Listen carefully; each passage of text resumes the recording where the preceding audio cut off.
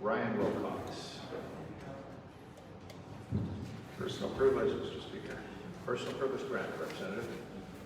Representatives, it's our honor today to host the families of those who we've lost in our service this past year. If you direct your eyes toward the gallery, if you would be willing to stand.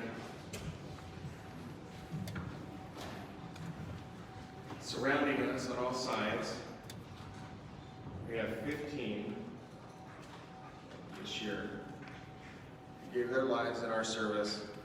We prepared a citation, and if I'd like to ask the clerk if you would read that for us.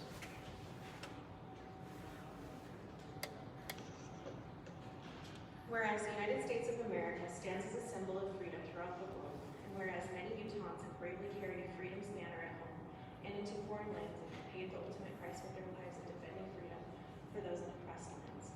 And whereas we pay tribute to those who are left behind, mothers, fathers, spouses, children, siblings, grandparents, friends.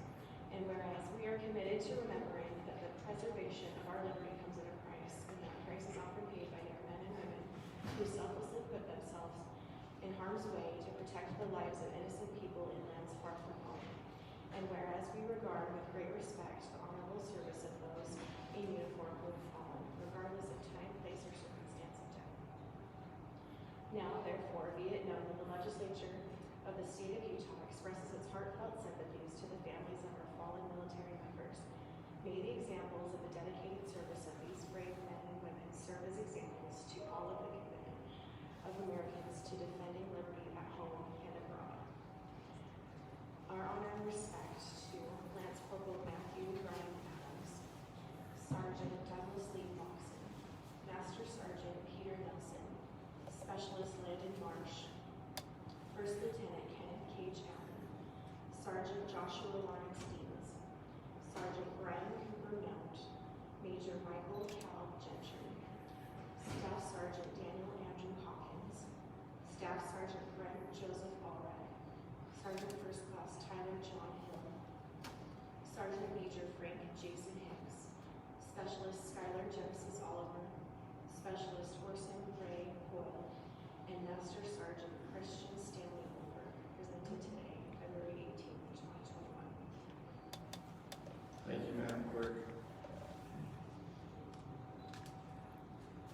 As we prepared our thoughts for today, I asked my intern, Carlos, what he would say. And he asked a question: what makes a soldier? What makes an American soldier? Is it physical fitness? Is it the uniform? That's what we think of. So regal and distinguished. While these things are true, trying to decipher what a soldier is by looking at the surface is like looking at the puzzle without the centerpiece. When you see the general picture, the core, what makes the picture beautiful, is absent. So what lies at the core of a soldier? It is one of the most ancient and powerful forces in the world. An American soldier is someone so filled with love, love of country, love of family, love of freedom, that they cast aside every other aspect of their personal life to serve a greater purpose. So burning is this commitment that it guides young men and women into the fiery crucibles of combat without hesitation or fear. As the old saying goes, a true soldier fights not because he hates what is in front of him, but because he loves what is behind him. The brave men we honor today were soldiers to the core. Though they did not choose to leave us the way they did, because they knew the ideals they were fighting for. The American way of life is not something that can be taken for granted or simply bequeathed to the next generation. They understood that the American way of life must be fought for by the bravest and most loving of every generation. While these fallen soldiers are no longer with us in this physical world, what they loved and defended will never perish from the earth. As As long as we remember that these fallen heroes knew the cost of liberty and unflinchingly laid their life down as payment. All of us who are left behind will never be able to pay the debt that we owe. These soldiers represent the best of humanity. They've paved the way for their children to live in a world where anything is possible. The ultimate sacrifice of these heroes allows for their parents to continue their daily lives, to never be made to bow down to the forces of tyranny and oppression. Every single one of us in this hallowed chamber will be able to adjourn from this meeting and live in a country of endless possibility, paid for with the blood, sacrifice, and sacred life of these men. While the sweetest words and most grandiose gestures will never come close to replacing the lives of those we honor today, know that death will never conquer the love and legacy of these our patriots. As long as the Star-Spangled Banner waves in the gentle breeze, they remain alive. As long as there are those who still believe that life, liberty, and the pursuit of happiness are cornerstones to a prosperous and free nation, these men live on. As long as there are those who are proud to call themselves citizens of these United States of America, forever these men live. And more than that, as long as we remain the beacon to the rest of the world, their legacy endures. So what makes a soldier? Carlos asks.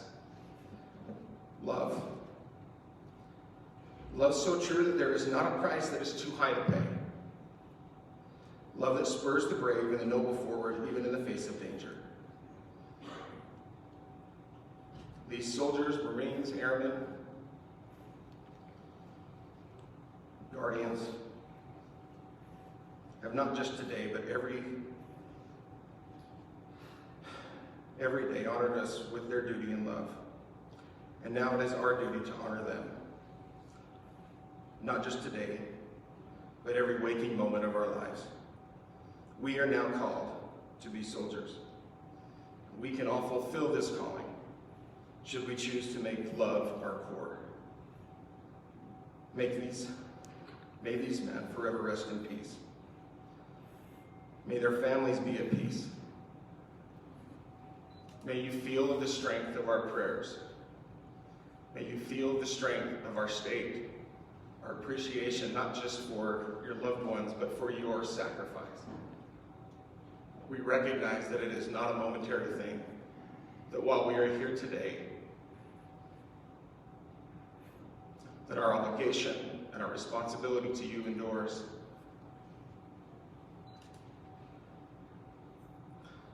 God bless you. God bless our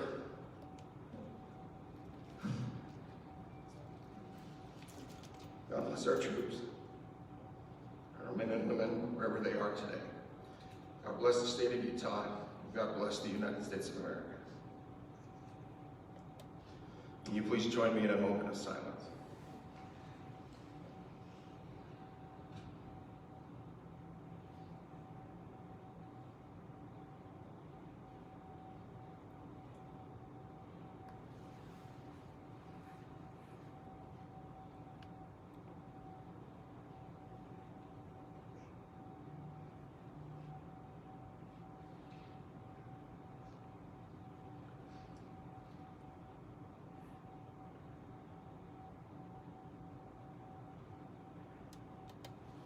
Thank you, Mr. Speaker. Thank you, Representative Wilcox. That was beautiful. Representative Burton. Thank you, Mr. Speaker. Thank you to the representative from Wilcox County, beautiful words, and I feel those sentiments, and I know everybody in this room does as well. What I would like to say in support of this resolution is that we think of families today. The moments of loneliness, separation, fear, and that final notification that they have lost their dear loved one. They will never get over it as long as they live. And as citizens, it's my hope that we remember their sacrifice and their service. They served no less than the service members did. They wore the uniform no less than the service members wore it. and they will carry the scar with them for the rest of their lives. So, on behalf of the legislature, we love you. We thank you for your service and your sacrifice as family members. We will never forget you or your significant others. Thank you, Mr. Speaker. Thank you, Representative Burton. On behalf of the House of Representatives and the state of Utah, we thank you for being here today. Thank you for the service that you've provided and for sharing your loved ones with us in their honorable service. We honor your loved ones today. We honor you today and appreciate your time and attention. And, as we go about our work the rest of the session, we'll remember this moment and keep the